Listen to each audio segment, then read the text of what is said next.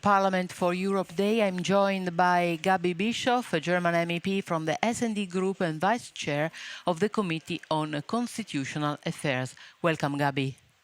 Thank you. All good? You've been walking around the Parliament today. Yeah, it's great. So many people here, and I saw so many children, and I think it's great to have everyone here in the heart of European democracy, walking around, exploring. I love it. You sit on 3 committees: Constitutional Affairs, Employment and Social Affairs, and the Special Committee on Housing. That is quite a combination. On Europe Day, which of those feels most pressing right now? On Europe Day, we remember what a great project Europe is, with the vision some people had, like Robert Schuman. And people now feel that Europe is a bit in a corner. And if I look at the pressing topics, I think that the cost of living crisis is affecting European citizens very hard. And they are also looking to Europe and to say, okay, on housing, how can Europe help that we have affordable housing for all? And this is what we are doing. And what are you doing? Because people want to know. People want to know. We put this topic on the agenda because we saw it coming. It didn't affect Europe just from one day over the other. It was building up, especially in the big cities, but also in many tourist regions. So we pushed to have a special committee on housing, but also to have the first ever commissioner on housing, Dan Jurgensen. And we started immediately our work in this committee by looking at the situation in the different member states, in the different cities. And then we looked what competences do we have, where we can help the mayors to solve the crisis on affordable housing better. And there were 3 things. Yeah. One thing is that we have a rise on short-term rentals in many member states. That takes away flats for normal citizens, but at the same time, it's also a driver for prices. So Europe already did regulation in this topic, and we came up with a proposal again to make sure that cities have all the room they need to have to limit it. The situation can be different in Amsterdam from Zagreb, so that they have legal clarity what they can do to limit it, especially where it really got out of hand. Like we have many cities, Barcelona, where it really got out of hand, and here we are delivering. The same is on state aid rules that limits also how public authorities can support buildings. It was very much limited to social housing. We need that. We want to support it. But the Commission already changed the state aid rules here also, that cities or governments or regions can also support with public money more affordable housing for more people in need, not only people in social housing. And another one is funding in Europe. Yes. We help people that are homeless with Housing First projects. We are the European Social Fund. We have the European Investment Bank to also help to create more buildings. Or we have also 20% of all flats in Europe are empty. Yes. So we need to address this. We have to stop speculation and at the same time help to renovate housing that is available, because that's the fastest way to create affordable homes. And here the European investment comes in, but also the next multi-annual financial framework, meaning all the money we have in the different programs. So also for the next 7 years, we want to make sure that more money is reserved for affordable housing for the future. But do you think there will be money for this plan? Because everyone is talking about putting more money in defense, but what about the welfare state, I would say?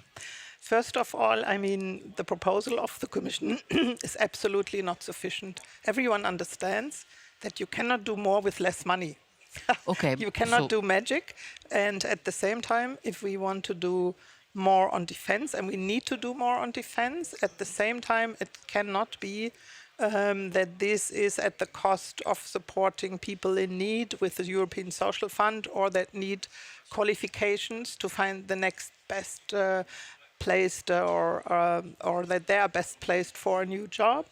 Um, so it will be very important that we fight for a dedicated social budget, as we do as S&D Group, but also the whole employment committee at the moment, to say we need this money fixed for the social purposes, and that you cannot just come and say, okay, I need some more money for defense, I will take it from the social budget or the housing budget.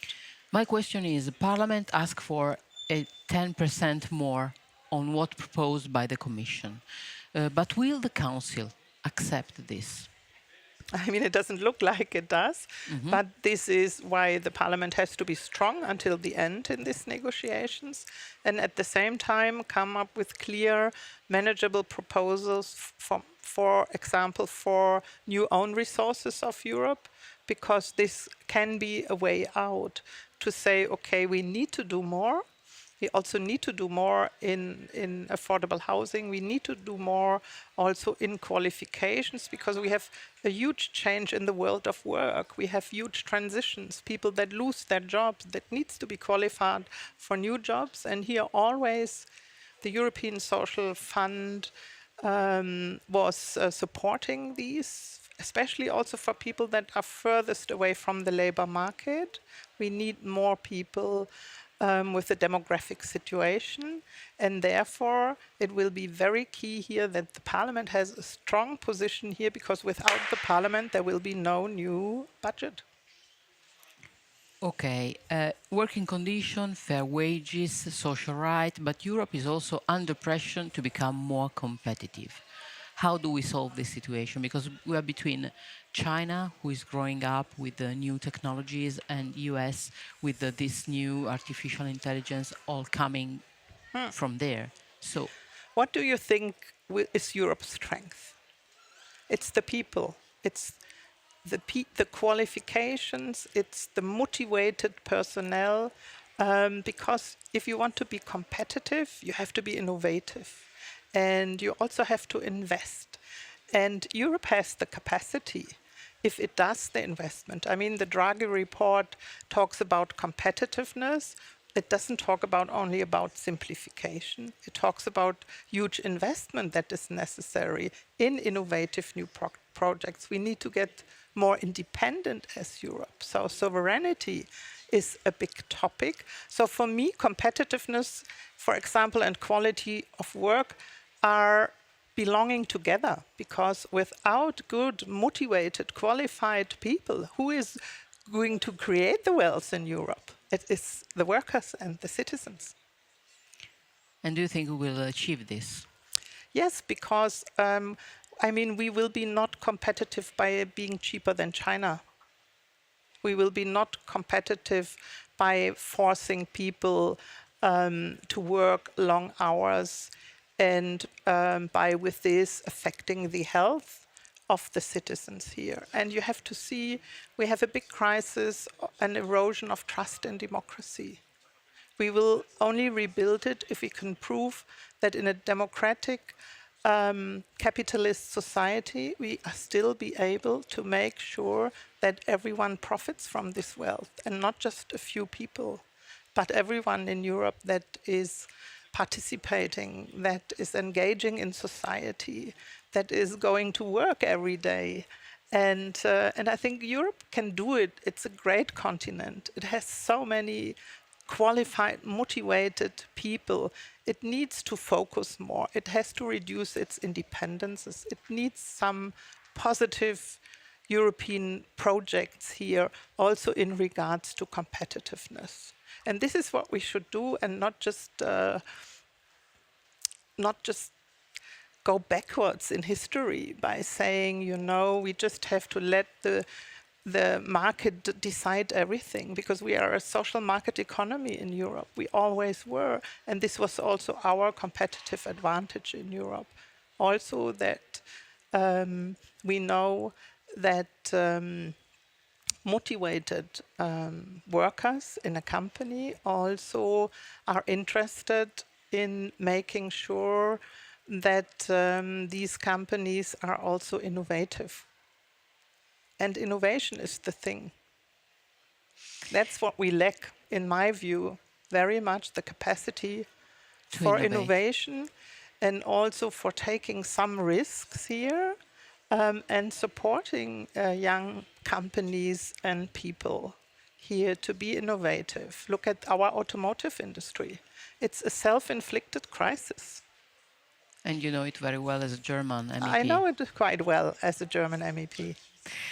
Citizens say that they want a union that is closer to them and more responsive to their needs. This is according to the last Eurobarometer. What structural changes would actually make that happen? Do we need structural changes? Yes, as I said, it's a great continent. It has great capacities. Why isn't it more courageous and stronger?